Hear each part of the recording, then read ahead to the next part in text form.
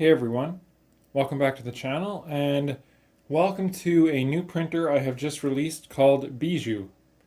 Um, Long story short, I wasn't planning on designing this printer, but I kind of had some ideas in my head and basically ended up wanting to prove it in real life. So I built what I consider a desktop toy 3D printer.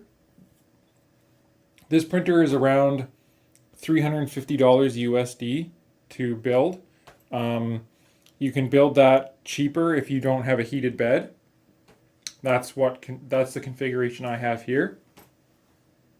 So, what is this printer basically? It's a 110 by 110 build volume, small, little tiny 3D printer. This is not meant to compete with the Voron V0 or anything like that. This is strictly just a beginner friendly, do it yourself small 3D printer. This runs HBOT kinematics for the belt, so there's only one belt layer. There's not double belts or anything like that. For a printer this size, HBOT works completely fine. It has sensorless homing to keep the part count low and keep the wiring low. It supports clicky probe right out of the box.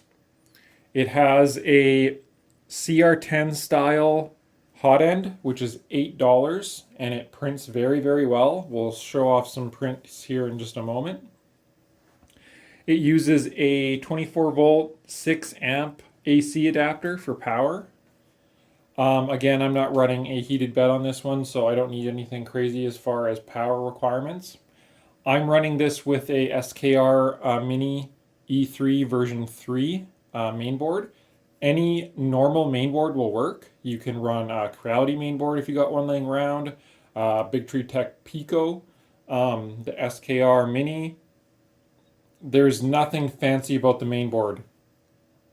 The printer does have two Z motors, but they're not independent. So most boards have two Z motors that are shared with one driver, and that's completely fine for this. There's no tramming or anything like that. It just uses simple bed screws. Again, it's meant to be very simple, very approachable, with a really, really low parts count. So as I said before, this is a 110 by 110 build area. The Z height is about 120, 130.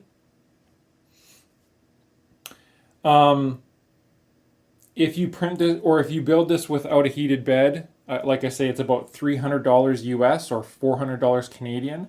Sourcing all the parts off of AliExpress. This does use MGN9C rails just for their size. This printer does support sail fin direct drive out of the box. So in this configuration, I'm doing Bowden because this was the prototype that I assembled. However, you can see here there's a ledge for sail fin extruder. So if you want to do this, build this as direct drive, the bill of materials, that's already in there. It's already set up for direct drive out of the box, and that is the recommended setup. So the STLs or the printed parts are already for main sail or for sail fin. So sail fin direct drive, or you can do Bowden. It'll support both there. So that's set up for that. As I said, clicky probe support out of the box, all the dock and stuff like that, and the config file is on the GitHub for clicky probe. I did print this printer out of PLA. Again, it's just a really small printer. It's not meant to print crazy fast, but I have been printing at about 100 millimeters a second with 5K acceleration, and it seems to print just fine. I haven't run input shape or anything like that. This printer is made to actually help people get into Clipper as well.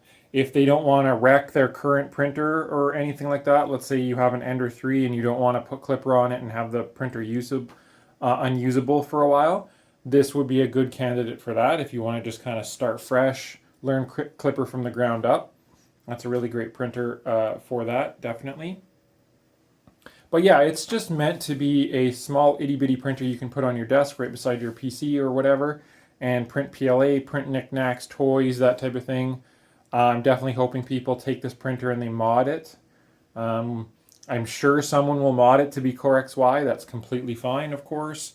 It would be relatively easy to do Core XY. You just need to make a extra idler on top of here and basically change the height of one of these idlers on each side. And you could have Core XY and then just change the height of one motor.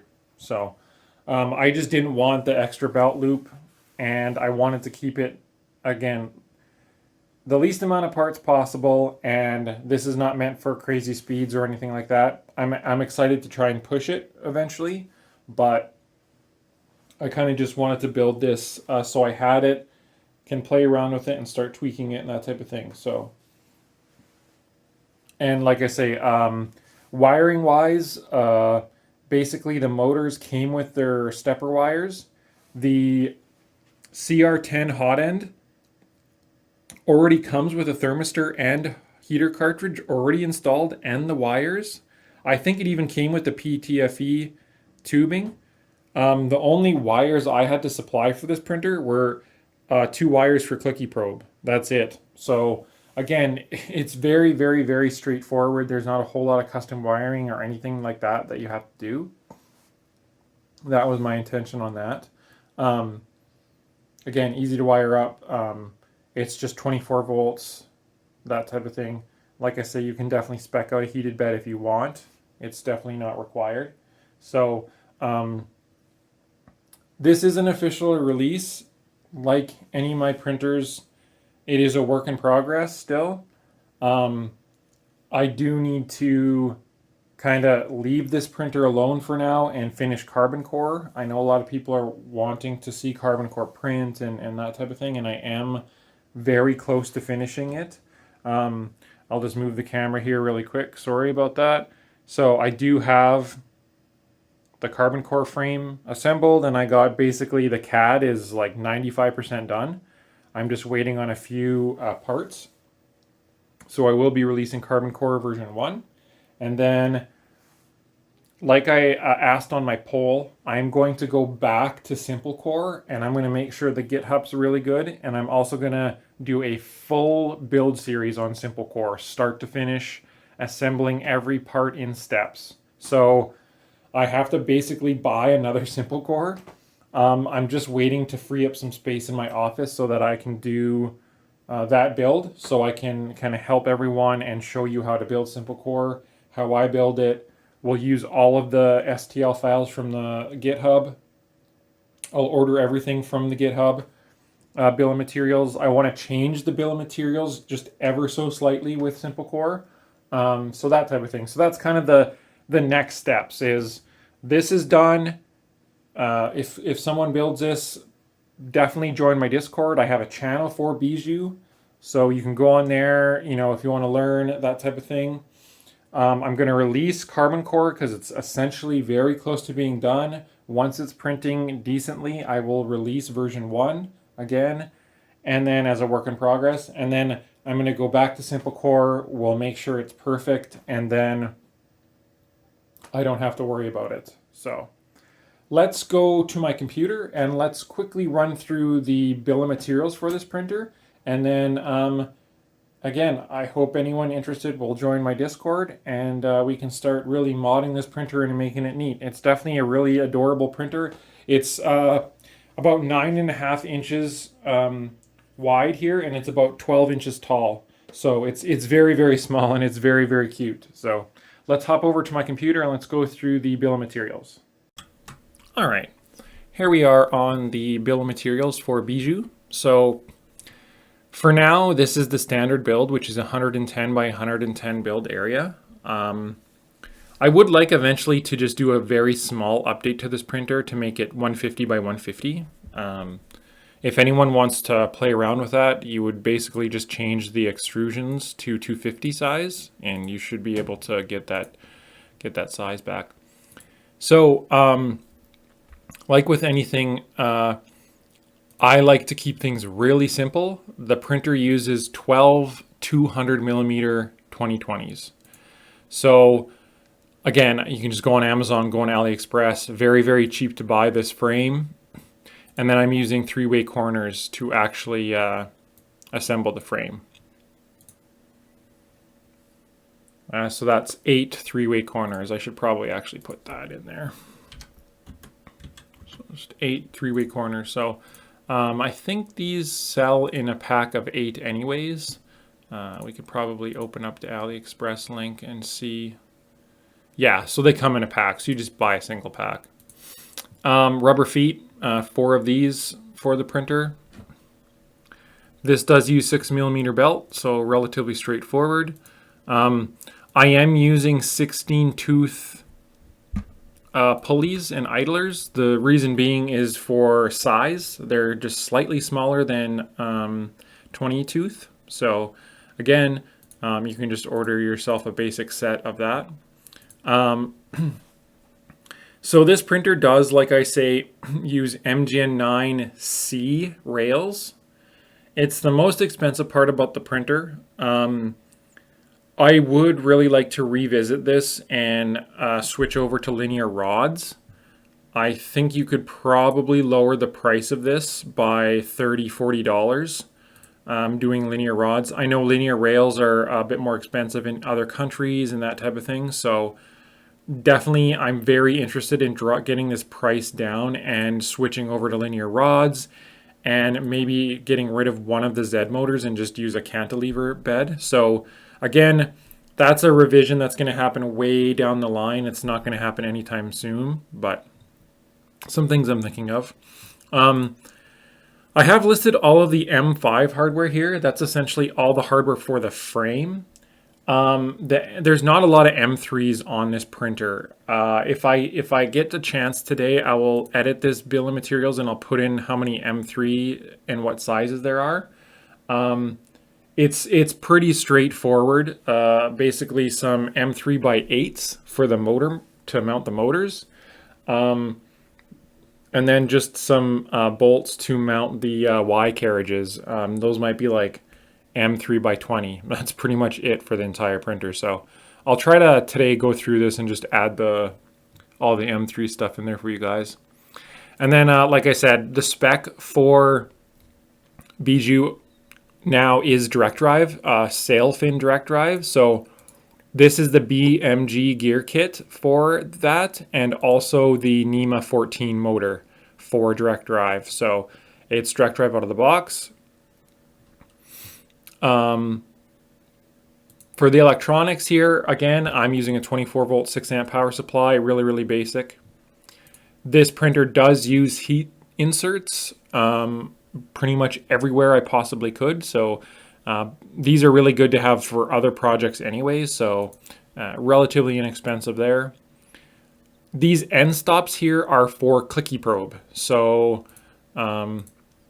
you can also probably use these end stops for the X and Y if you don't want to run sensorless homing as well. But they're there for that. I actually should make it clear. I might want to change a couple little things about that. For mainboard, the cheapest option is a MKS Robin E3. I did purchase a Big Tree Tech Mini E3 version 3 for this particular build. An SKR Pico should also work as well. And then I am using the absolute cheapest hot end I could possibly find, and it's working out just fine. The reason why I chose a CR10 hot end is because it rigid mounts with 2 bolts. It's not groove mount.